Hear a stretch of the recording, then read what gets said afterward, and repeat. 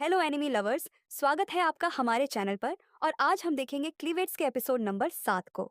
मियनार्ड Luna को ढूंढते हुए उसके पास पहुंच गया है और क्लैन भी उसे बचाने के लिए वहां पर मौजूद नहीं है। तो क्या अब एलिसिया अकेले मियानार्ड का सामना कर पाएगी या फिर मियानार्ड लूना को उससे छीनने में कामयाब हो जाएगा? तो चलिए देखते हैं कि आखिर क्या होता है। तो यहाँ ने की वजह से लूना रोना स्टार्ट कर देता है। क्या तुम बुलेट आर्मी के साथ हो? और आखिरकार तुम सेकंड फ्लोर पर आई कैसे हो? तने कहती है, मैं बुलेट आर्मी की बहुत ताकतवर विजार्ड हूँ और मैं यहाँ पर सेकंड फ्लोर पर कुल्हाड़ी की मदद से उड़कर आई हूँ। मैं अपनी पावर्स की मदद से आयरन से बनी हुई किसी भी चीज को अट्रैक्ट और रिपेल कर सकती हूँ। जिसका मतलब अगर मैं इस एक्स को पकड़ लेती हूँ और इसे रिपेल करती हूँ तो मैं इसकी मदद से उड़ सकती हूँ। तनी लूना को एक मेडिसिन खिलाने लगती है जिसकी मदद से वो ये चेक कर सकती है कि किसी के अंदर मैजिकल टैलेंट है या नहीं।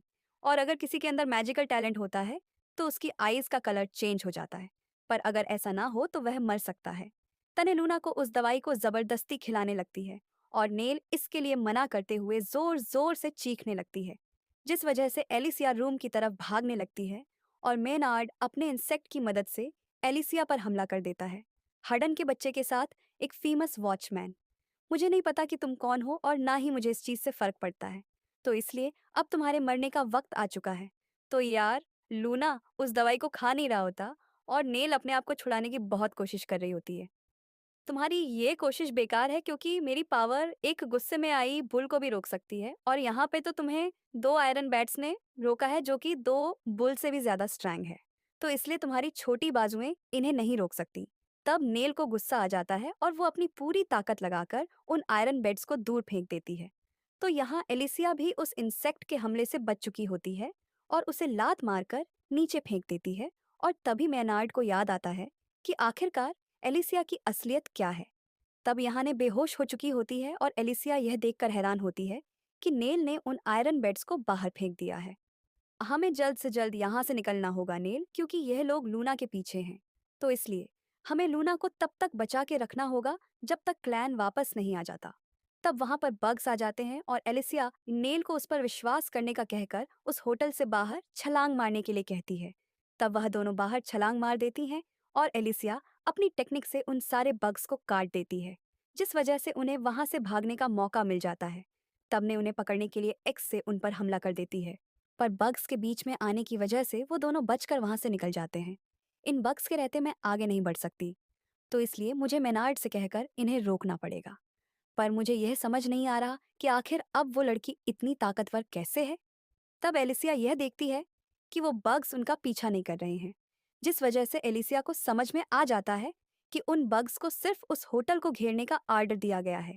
जिस वजह से वो दोनों जंगल की तरफ भागने लगती हैं ताकि वो उस टाउन से बाहर निकल सके। पर वहां पर और भी ज्यादा बग्स होते हैं जो कि उन्हें फिर से घेर लेते हैं। मैं अपनी टेक्निक को बार बार यूज नहीं कर सकती, जिस वजह से मैं इन सबको नहीं मार पाऊंगी। तो इसलिए हमें अब यहाँ पर ही छुपना पड़ेगा। लूना की सेफ्टी हमारे लिए बहुत ज्यादा इंपॉर्टेंट है, तो इसलिए हमें एक ऐसी जगह ढूंढनी होगी जहां पर यह बग्स एंटर ना कर सके। तब ने और एलिसिया छुपने की जगह को ढूंढने चली जाती है। मेनार्ड, मुझे माफ करना, पर वो सभी लोग भाग चुके हैं। क्या तुमने उस बेबी का मैजिक टेस्ट किया? नहीं, मुझे उस स्ट्रांग लड़की ने रोक दिया।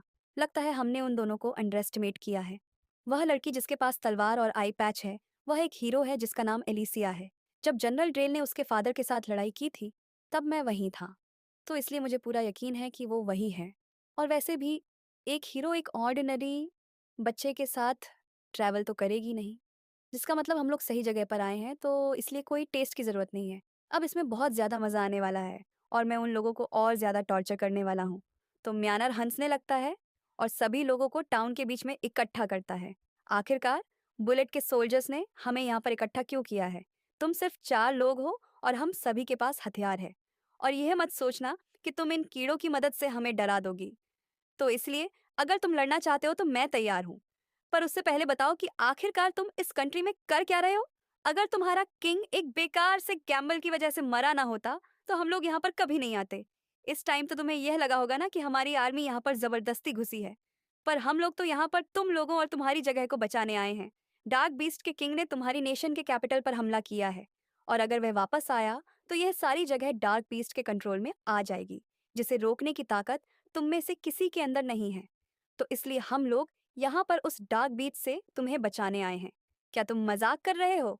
तुम ही यहाँ पर इन बग्स को लेकर आए हो और ऊपर से तुमने हमारे एक साथी को भी मार दिया है। आखिरकार तुम इसे कैसे एक्सप्लेन करने वाले हो? माफ करना, वो तो बस एक एक्सीडेंट था।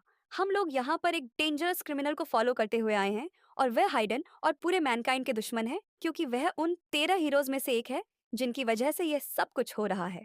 तो चलो फिर अब साथ मिलकर उस हीरो एलिसिया को पकड़ा जाए। तब यहाँ बुलेट की आर्मी एक रिवर को क्रॉस कर रही होती है और ड्रेल को एहसास हो जाता है कि वहां पर एस्लीन की आर्मी उनका इंतजार कर रही है, जिस वजह से वह उन्हें बाहर आने के लिए कहता है। तब एस्लिन का कमांडर रोड बुलेट की आर्मी पर हमला कर देता है और अपने भाले की ताकत से पूरी रिवर को जमा देता है ताकि इन सब के पैर जम जाएं। और तब एस्लीन की आर्मी उन सब पर हमला कर देती है। तब रोड्स के प्लान की वजह से एस्लीन के 6000 के लोगों की आर्मी बुलेट के 500 आर्मी सोल्जर्स पर भारी पड़ने लगती हैं। हीरो रॉयस के डिसेंडेंट, तुम सच में बहुत ज्यादा इंप्रेसिव हो। तुम्हारे पास जो सा भाला है वो फ्रोस्ट फ्लावर है ना, जिससे एक बार हीरो रॉयस ने डार्क बीस्ट की पूरी आर्मी को हराया था और अब तुमने इसकी पावर को मास्टर कर लिया है। पर तुम इसके मैजिक की मदद से भी इस पूरी रिवर को जमा नहीं सकते, जिस वजह से तुमने अलग अलग जगह पर विजार्ड्स खड़ी होकर रखे हैं, जिन्होंने पहले ही इस रिवर का टेम्परेचर घटा दिया था, जिसकी मदद से तुम इसे फ्रीज कर पाए हो। तब रोड स्ट्रेल पर हमला कर देता है और ड्रल अपनी तलवार से उस हमले को रोक देता है। तब रोड अपने भाले की पावर की मदद से ड्रेल के घोड़े को जमा देता है, जिससे कि ड्रेल को लड़ाई के मैदान में उतरना पड़ता है और वह दोनों आपस में लड़ना स्टार्ट कर देते हैं। तुम सच में बहुत कमाल के फाइटर हो, पर तुम फिर भी इस दुनिया की जंजीरों को नहीं तोड़ सकते। तब डल अपनी तलवार की पावर को एक्टिवेट कर लेता है, जिस वजह से वहां पर एक ड्रैगन का पंजा आ जाता है और वह उसकी मदद से रोड पर हमला करके उसे दूर फेंक देता है। तब एस्लिन की आर्मी भी रोड्स की मदद करने के लिए उसकी तरफ बढ़ने लगती है, पर डल अपनी पावर की मदद से एस्लिन की आर्मी के साथ साथ अपने साथियों को भी उड़ा देता है। जो लोग इतने वीक हैं, जो यहाँ पर मर जाएं, तो उन्हें दुनिया के पार जाने का कोई हक नहीं है। दुनिया के पार और साथ में तुम आखिरकार किन जंजीरों की बात कर रहे हो? आखिरकार तुम करना क्या चाहते हो? मैं हीरोज के लिए कई कई लेजेंड्स को डिस्ट्रॉय करना चाहता हूँ, क्योंकि वह कभी पूरी नहीं होने वाली।